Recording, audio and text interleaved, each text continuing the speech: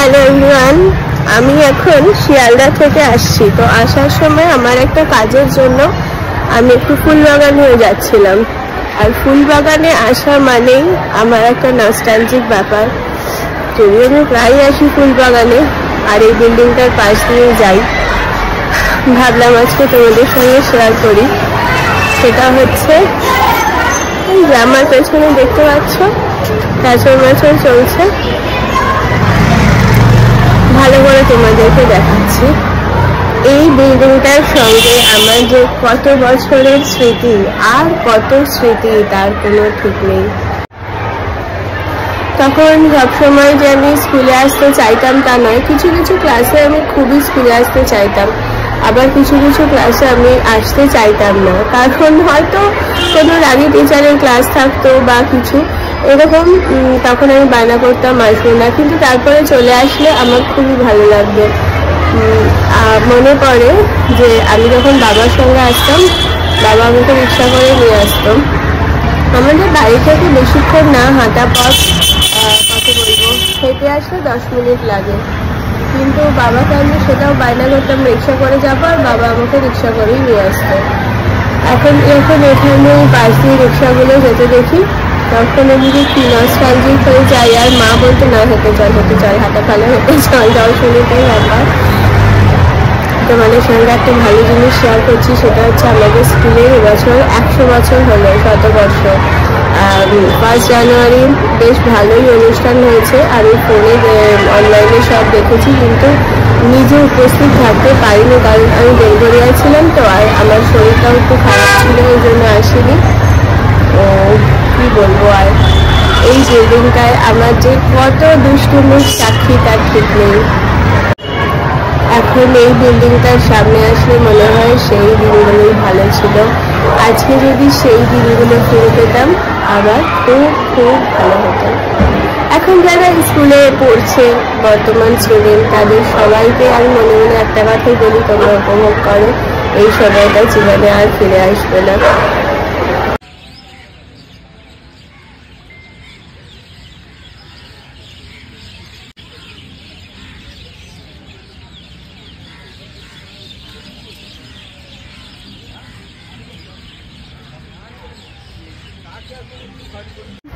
আজকে বিকালবেলায় আমি আর মা একটা কাজে বেরিয়েছিলাম। তো যাওয়ার সময় আমরা বেলেঘাটা লেকের পাশ দিয়ে যাচ্ছিলাম। তো তখন আমি বললাম যে চলো, অনেক দিন হলো লেকে আসি না, লেকটা একটু ঘুরে যাই। এই ভাবতে গিয়ে লেকে ঢুকলাম। তো তোমাদের সঙ্গে আমি লেকের কিছু ভিউ শেয়ার করছি, দেখো।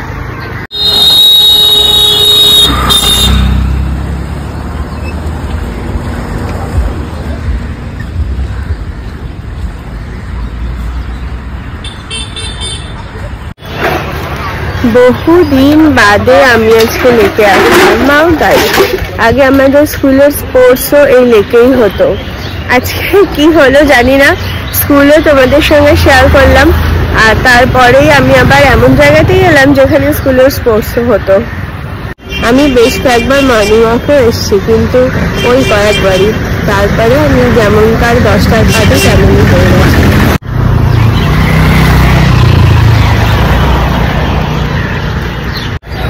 তোমার এত বছর পর লেকে এসে কেমন লাগছে? এত বছর পর লেকে এসে তোমার কেমন লাগছে? ভালো লাগছে।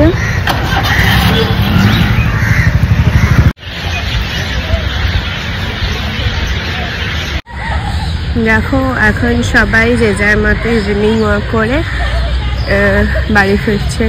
ইভিনিং ওয়াক এটা ঠিক বলা যাবে না, যে যার মতো বিকেলবেলায় হেঁটে বাড়ি যাচ্ছে। কেউ কেউ হয়তো টিউশন থেকে ফিরছে, আবার কেউ কেউ হয়তো প্রেম করতেও এসেছে।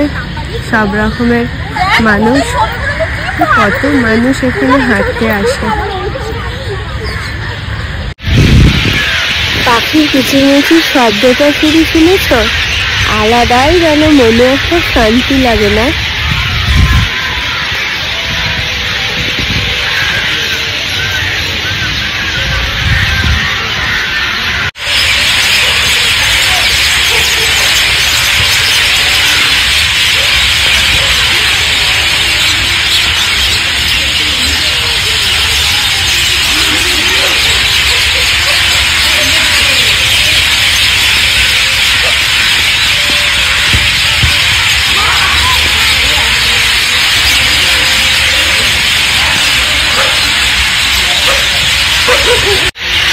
তো আমাদের মামের লেক ঘোরা হয়ে গেছে, এবার পাখিরাও বাসায় ফিরেছে, আমরাও বাসার দিকে যাচ্ছি, বাসায় ফিরবো।